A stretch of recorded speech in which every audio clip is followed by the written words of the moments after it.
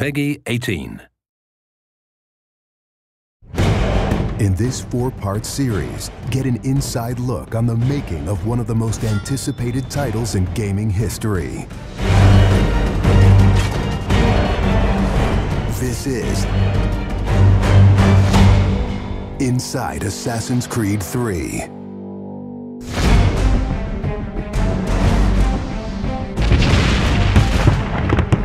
Something we really wanted to emphasize was the sheer brutality of combat in the period. We've all seen the paintings of the Revolution, and death is glorified, death is angelic, but it wasn't that way on the battlefield. It was a brutal conflict.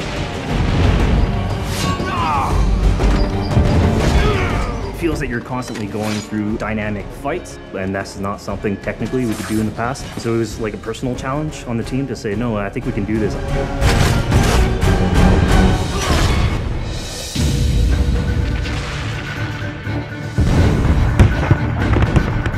These armies are filled with different types of weapons.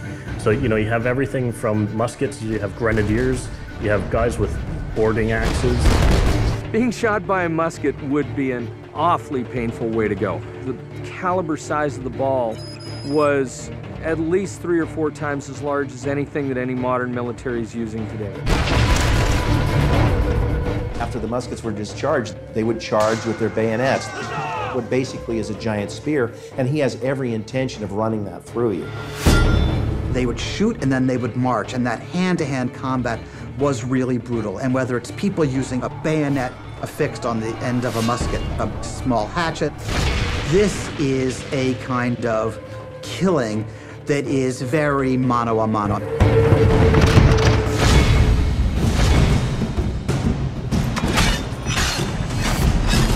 All the animations, all the weapons are brand new. It was interesting to start on a new style of fighting that is much more close and aggressive. Connor's favorite weapon is the tomahawk, obviously super deadly in hand-to-hand combat. Also the bow and arrow. It fits with his native heritage and it's lethal. The rope dart, it's a real accurate Chinese tool that we found the references for that period as well. He can use it from the ground, so he can bring the enemy towards him. It gives him the ability, for example, on a tree, to hang someone from above.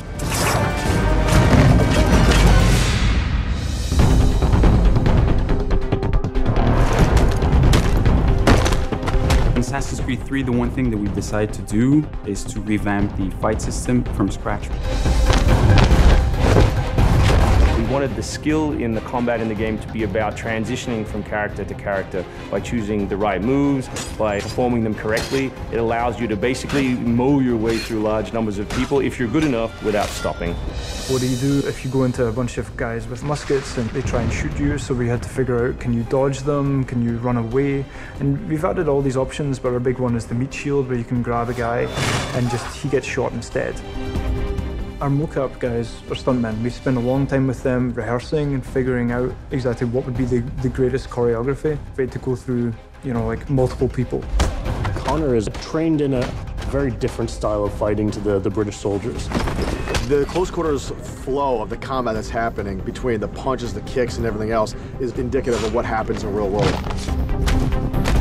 I'm very impressed by the moves that they do. It's cool to see push kicks and axe kicks and different sort of takedowns that are done correctly and very believable when they're done. Right hand right, punch to the face, boom, to the throat, to the groin, finish with boom. This is something new for us that we're really proud of. It's fast, it's fluid, and you go through these guys like butter.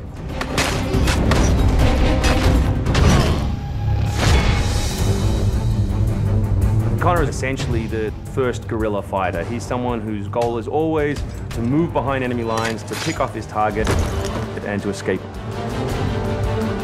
Employing guerrilla tactics, or what we now know today as asymmetric warfare, was something that truly was a component of the American Revolution.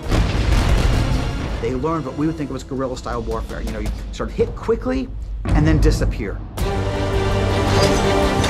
American tactics were really frowned upon by the British because the Americans did adapt the tactics that were used by the Native Americans from the French and Indian War. The first big battle, Lexington and Concord, takes place on a New England town green. And as the soldiers march back to Boston, they are marching along a dirt road lined by stone. It's not the most effective strategy, wearing your bright red coat and march through the woods while some farmer's trying to shoot at you. The Americans brought a tactic that they couldn't really cope with. They essentially took it away from the battlefield and they started guerrilla tactics.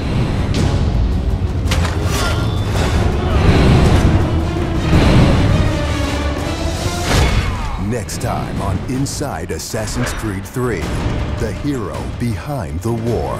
Connor is the hero of the American Revolution. He's a bit more like Dirty Harry.